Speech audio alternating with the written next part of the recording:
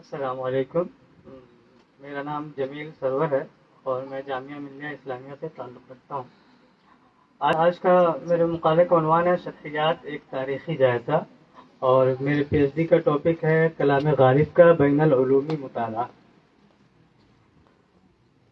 انسان کی فکری تاریخ میں متن کی تفہیم ہمیشہ ایک بنیادی سوال کے طور پر سامنے آتی رہی ہے، چاہے وہ مذہبی متون ہوں، فلسفیانہ تحریریں ہوں یا ادبی شاہکار۔ انسان نے ہمیشہ یہ جاننے کی کوشش کی ہے کہ متن میں موجود الفاظ اور جملے اپنے ظاہر سے آگے بڑھ کر کیا معنی رکھتے ہیں، اور یہ معنی کس طرح قاری کے ذہن میں تشکیل پاتے ہیں۔ اسی جستجو نے ایک مستقل علمی و فکری روایت کو جنم دیا جسے مغرب میں ہرمینوٹکس اور اردو میں شرحیات یا فلسفہ تعبیر کہا جاتا ہے۔ شرحیات محض کسی تحریر کے لغوی یا ظاہری معنی تک محدود نہیں، بلکہ یہ اس پورے عمل کو محیط ہے جس کے ذریعے متن کو اس کے تاریخی، ثقافتی، لسانی اور نفسیاتی تناظر میں سمجھنے کی کوشش کی جاتی ہے۔ اردو تنقید میں شرحیات پر سنجیدہ گفتگو 20ویں صدی میں شروع ہوئی، جب شمس الرحمن فاروقی، گوپی چند نارنگ اور ناصر عباس نیر جیسے مفکرین نے اس تصور کو اپنے مباحث میں شامل کیا، لیکن عالمی سطح پر اس کی جڑیں بہت گہری ہیں۔ یونانی دیوتا ہرمیس کے نام سے ماخوذ یہ اصطلاح بنیادی طور پر پیغام رسانی اور اس کی تشریح کے عمل کی طرف اشارہ کرتی ہے۔ عہد وسطیٰ میں یہ زیادہ تر مذہبی متون، خصوصاً بائبل کی تفسیر کے لیے استعمال ہوتی رہی، مگر وقت کے ساتھ اس کا دائرہ وسیع تر ہو گیا اور فلسفہ، تاریخ، ادب، نفسیات اور سماجیات تک پھیل گیا۔ اس سے پہلے کہ ہم شرحیات کا تاریخی جائزہ لیں، مناسب ہے کہ پہلے اس کے لغوی اور اصطلاحی معنی پر بات کر لی جائے۔ شرحیات کا تعلق یونانی لفظ ہرمینوٹکس سے ہے، جو دراصل یونانی زبان کے قدیم لفظ ہرمینیو سے مشتق ہے۔ اس لفظ کے لغوی طور پر 3 اہم معنی ہیں۔ نمبر 1، بیان کرنا یا وضاحت کرنا۔ اس سے مراد کسی بات، خیال یا متن کو زبان کے ذریعے واضح کرنا ہے۔ یہ کسی پیچیدہ خیال کو سادہ الفاظ میں ڈھالنے کا عمل ہے۔ نمبر 2، ترجمہ کرنا۔ یہ ایک زبان سے دوسری زبان میں معانی کو منتقل کرنے کا عمل ہے۔ ترجمہ کرنے والا مترجم نہ صرف الفاظ بدلتا ہے، بلکہ وہ اصل متن کے معنی کو اس نئی زبان اور ثقافت کے تناظر میں بھی پیش کرتا ہے۔ قدیم یونانیوں کے نزدیک ترجمہ بھی ایک قسم کی تشریح تھی، کیونکہ اس میں اصل معنی کو سمجھ کر اسے نئی شکل میں ڈھالنا پڑتا تھا۔ نمبر 3، ترسیل یا ابلاغ۔ یہ کسی ایسے پیغام کو پہنچانا ہے جو مبہم یا غیر واضح ہو۔ یونانیوں کا ماننا تھا کہ دیوتاؤں کا کلام عام انسانوں کے لیے براہ راست قابل فہم نہیں ہوتا تھا، اس لیے ایک ایسی ہستی کی ضرورت تھی جو اس پیغام کو سمجھ کر انسانوں تک پہنچائے اور اس کی گتھیاں سلجھائے۔ اسی کردار کے لیے ہرمیس نامی دیوتا مشہور تھا۔ ہرمیس نہ صرف دیوتاؤں کا قاصد تھا، بلکہ وہ ان کے پراسرار پیغامات کا شارح بھی تھا۔ اسی لیے ہرمینوٹکس کا لغوی تعلق کسی پوشیدہ پیغام کو کھولنے اور ابلاغ کرنے کے عمل سے ہے۔ درج بالا تینوں معنی سے ہمیں یہ معلوم ہوتا ہے کہ اس کا لغوی مفہوم صرف وضاحت کرنے تک محدود نہیں، بلکہ اس میں ترجمہ کرنے، ابلاغ کرنے اور کسی پوشیدہ یا گہرے معنی کو ظاہر کرنے کا عمل شامل ہے۔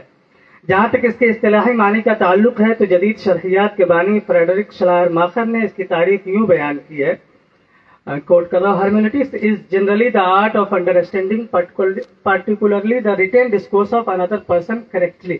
یعنی شرحیات عام طور پر کسی دوسرے شخص کے تحریری بیانیے کو درست طور پر سمجھنے کا فن ہے۔ ابتدا میں شرحیات زیادہ تر مذہبی متون کی تفہیم کے لیے استعمال کی جاتی تھی، خاص طور پر عہد وسطیٰ میں بائبل کی تشریح کے لیے اس علم کو کلیدی حیثیت حاصل رہی۔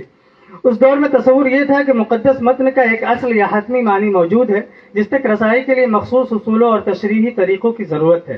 یہاں قاری یا مفسر کے ذاتی تجربات کو چندہ اہمیت نہیں دی جاتی تھی، بلکہ مقصد صرف متن کی واحد درست تعبیر تک پہنچنا تھا۔ تاہم وقت گزرنے کے ساتھ یہ خیال کمزور ہوتا گیا کہ متن کی صرف ایک ہی حتمی تشریح ممکن ہے۔ انسانی فکر نے ماننا شروع کیا کہ قاری اپنی ذہنی اور ثقافتی ساخت کے ساتھ متن میں داخل ہوتا ہے اور متن کے معانی اس کے ساتھ ایک مکالمہ قائم کرتے۔ اس طرح تشریح اور تفہیم ایک متحرک اور دو طرفہ عمل کے طور پر سامنے آئی۔ جدید دور میں شرحیات نے مذہبی متون سے آگے بڑھ کر ادب، فلسفہ، قانون، تاریخ، سماجیات اور حتیٰ کہ نفسیات تک کو اپنی گرفت میں لے لیا۔ اب یہ صرف کسی متن کی لغوی یا ظاہری وضاحت تک محدود نہیں رہی، بلکہ اس نے یہ سوال اٹھایا کہ متن کو سمجھنے کا اصل عمل کیا ہے؟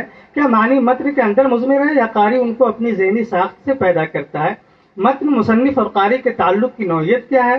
زبان کس طرح معنی کی تشکیل میں کردار ادا کرتی ہے؟ یہ سوالات شرحیات کو محض ایک تشریحی فن سے نکال کر ایک فلسفیانہ ڈسپلن میں بدل دیتے ہیں۔ بعد کے زمانوں میں یہ سوالات بڑھتے بڑھتے یورپی فکری روایت کا مستقل حصہ بن گئے. خاص طور پر نشست ثانیہ میں جب کلاسیکی متون کے اثر نو دریافت اور مطالعہ ہوا تو تشریح کے نئے اصول سامنے آئے. اب قاری محض مذہبی تشریح تک محدود نہیں رہا بلکہ اس نے فلسفیانہ، تاریخی اور ادبی متون کو بھی انہی اصولوں کے تحت سمجھنا شروع کیا. جدید شرحیات میں فریڈرک شلائرماخر کا کردار بہت اہم ہے، بلکہ انہیں شرحیات کا بانی تصور کیا جاتا ہے. انہوں نے اس فن کو محض مذہبی متون کی تشریح سے نکال کر فلسفے کا ایک وسیع میدان بنا دیا. ان کے نزدیک تشریح صرف مخصوص متون تک محدود نہیں بلکہ ہر قسم کے متن پر یکساں طور پر لاگو ہوتی ہے. یہی وجہ ہے کہ انہوں نے عمومی شرحیات یعنی جنرل ہرمینوٹکس کا تصور پیش کیا. اس کے مطابق کوئی بھی متن خواہ و ادبی ہو، مذہبی، فلسفیانہ یا قانونی، ایک ہی ہرمینوٹک اصولوں کے تحت سمجھا جا سکتا ہے. یوں شلائرماخر نے متن کے مطالعے کو زیادہ ہمگیر اور عالمگیر حیثیت عطا کی. شلائرماخر نے متن کی تفہیم کے لیے دو بڑے پہلوؤں کو نمایاں کیا. نمبر 1 قواعدی تشریح اور نمبر 2 نفسیاتی تشریح. قواعدی تشریح، اس کے لیے انہوں نے گرامیٹیکل انٹرپریٹیشن کا جملہ استعمال کیا ہے. قواعدی تشریح کا تعلق زبان کی ساخت، قواعد اور لغت سے ہے. ان کے مطابق کسی متن کی درست تفہیم کے لیے یہ لازمی ہے کہ قاری پہلے زبان کی تہ تک پہنچے اور اس کے نحوی اور لغوی رشتوں کو سمجھے. لیکن صرف قواعدی سطح پر رک جانا کافی نہیں، کیونکہ شلائرماخر کے نزدیک اصل تفہیم اس وقت ممکن ہوتی ہے جب ہم متن کو اس کے مصنف کی نفسیاتی اور تخلیقی دنیا کے ساتھ جوڑ کر دیکھیں، جسے انہوں نے نفسیاتی تشریح کا نام دیا ہے. اس کے ذریعے قاری مصنف کے ذہن اور اس کے تخلیقی عمل میں دوبارہ داخل ہونے کی کوشش کرتا ہے. اسی ضمن میں شلائرماخر نے ایک نہایت اہم اور منفرد تصور پیش کیا جسے انہوں نے وجدانی جست یعنی انٹیٹیو لیپ کہا. ان کے مطابق بعض اوقات محض لغت اور قواعد کی مدد سے متن کی تفہیم ممکن نہیں رہتی. ایسی صورت میں قاری کو ایک وجدانی اور تخلیقی جست لگانی پڑتی ہے تاکہ وہ مصنف کے ذہن کی گہرائیوں تک پہنچ سکے. یہ جست محض علمی عمل نہیں بلکہ ایک فنکارانہ صلاحیت ہے جس کے بغیر متن کے اصل روح تک رسائی ممکن نہیں. شلائرماخر کا ایک اور اہم نقطہ جزء و کل کے تعلق کا ہے جسے ہرمینوٹک سرکل یا شرحیاتی دور کہا جاتا ہے. ان کے مطابق کسی بھی متن کی تفہیم ایک دائرے کی مانند ہے جس میں جزء اور کل ایک دوسرے پر منحصر رہتے ہیں. ایک جملے یا حصے کو پورے متن کے بغیر اور پورے متن کو اس کے اجزاء کے بغیر سمجھنا ممکن نہیں. یہ عمل کبھی مکمل نہیں ہوتا بلکہ قاری ہر بار ایک نئے زاویے سے متن میں داخل ہوتا ہے اور ایک نئی تفہیم پیدا کرتا ہے. مزید یہ کہ شلائرماخر نے یہ جرأتمندانہ خیال بھی پیش کیا کہ بعض اوقات قاری مصنف کو اس کے اپنے متن سے بہتر سمجھ سکتا ہے. اس کی وجہ یہ ہے کہ قاری کو زبان، ثقافت اور تاریخ کے وہ پہلو دکھائی دیتے جو شاید خود مصنف کے شعور میں اس طرح نمایاں نہ ہو. یوں قاری متن کے مشیدہ پہلوؤں کو دریافت کر کے ایک نئی روشنی ڈال سکتا ہے. ان تمام پہلوؤں پر غور کرنے سے پتہ چلتا ہے کہ ماخر کے ہاں شرحیات محض ایک میکانیکی عمل نہیں بلکہ ایک ہمہ جہت طریقہ ہے جو عقل، وجدان اور تخیل سب کو یکجا کرتا ہے. شلائرماخر کے بعد ولیم ڈلتے نے شرحیات کو مزید وسعت دی. انہوں نے اس علم کو صرف ادبی یا مذہبی تشریح تک محدود نہ رکھا بلکہ اسے تاریخی اور سماجی علوم کا بنیادی اصول قرار دیا. ان کے نزدیک انسانی تجربات اور تاریخی حالات متن کے معنی کی تشکیل میں بنیادی کردار ادا کرتے ہیں. ان کا بنیادی سوال یہ تھا کہ انسانی علوم کو کس طرح سائنسی بنیاد فراہم کی جائے تاکہ وہ طبعی علوم کے برابر وقت حاصل کر سکے. ڈلتے نے شلائرماخر سے یہ بات اخذ کی کہ متن کی تفہیم ایک نفسیاتی اور قواعدی عمل ہے، لیکن انہوں نے اس کو ایک نئے انداز میں آگے بڑھایا. شلائرماخر کے نزدیک مصنف کی ذہنی کیفیت تک پہنچنا اہم تھا، مگر ڈلتے کے نزدیک صرف مصنف کی نفسیات کافی نہیں.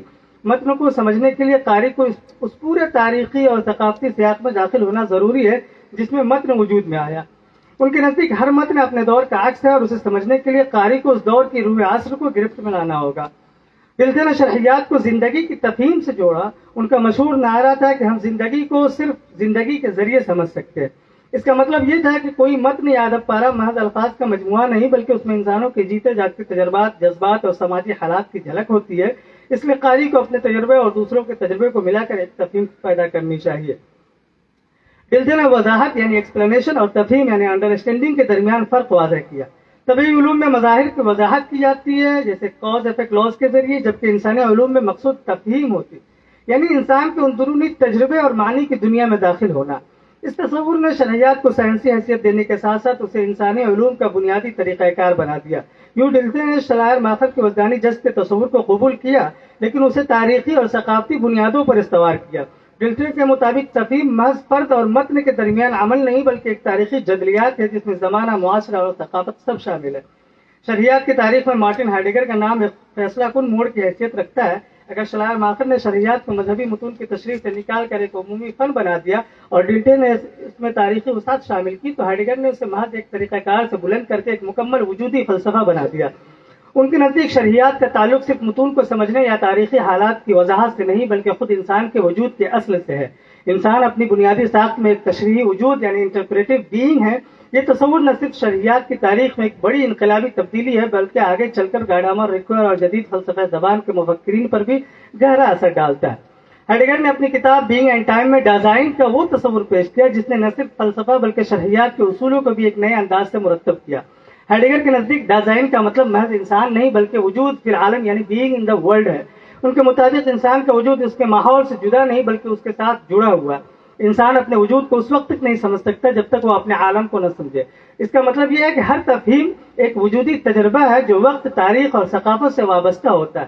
یہ نقطہ شرعیات کے لیے بنیادی اہمیت رکھتا ہے، کیونکہ اگر انسان ہمیشہ کسی نہ کسی عالم میں ہے تو متن کی تفہیم بھی ہمیشہ ایک خاص عالم میں واقع ہوتی ہے۔ اس طرح متن کو سمجھنا صرف لفظوں کے معنی جاننے کا عمل نہیں بلکہ اپنے اور متن کے عالم کو پہچاننے کا عمل ہے۔ اس کا مطلب یہ ہے کہ تفہیم ہمیشہ کسی سیاق و سباق کے اندر واقع ہوتی ہے۔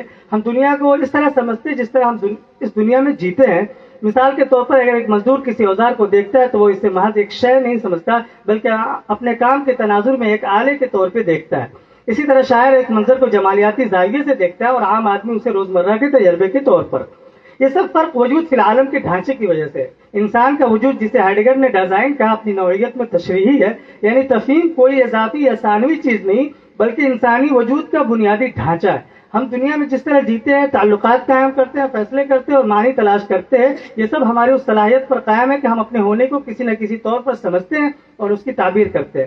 ہائیڈگر نے مزید کہا کہ قاری یا انسان کسی بھی متن یا تجربے کے سامنے خالی اس ذہن نہیں آتا بلکہ وہ ہمیشہ اپنی کچھ پیش فہمیوں یعنی پری انڈرسٹینڈنگز کے ساتھ دنیا کو سمجھتا ہے۔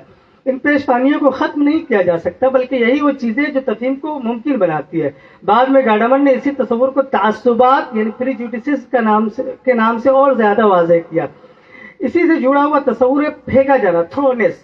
انسان اپنی مرضی سے دنیا میں پیدا نہیں ہوتا بلکہ ایک ایسے وقت، ثقافت اور حالات میں پھینکا جاتا ہے جنہیں وہ خود منتخب نہیں کرتا، لیکن انہی حالات میں اسے اپنے وجود کو سمجھنا اور معنی پیدا کرنا ہوتا ہے۔ یہی کیفیت ہر انسانی تفہیم کو محدود بھی کرتی ہے اور اسے ایک خاص رنگ بھی عطا کرتی ہے۔ ہائیڈگر کے نزدیک تفہیم جامد نہیں بلکہ متحرک ہے۔ ہم اپنے ماضی کے تجربات اور حال کی صورتحال کو ساتھ لے کر مستقبل کی سمت امکانات کھولتے ہیں۔ یہی وہ وجودی حرکت ہے جو ہمیں زندگی میں فیصلے کرنے اور اپنے ہونے کی تعبیر کرنے پر مجبور کرتی ہے۔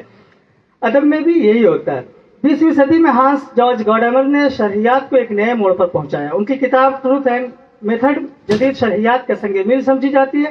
گاڈامر نے ڈلٹے کے تاریخی تناظر کے تصور کو آگے بڑھایا لیکن اس سے اختلاف بھی کیا۔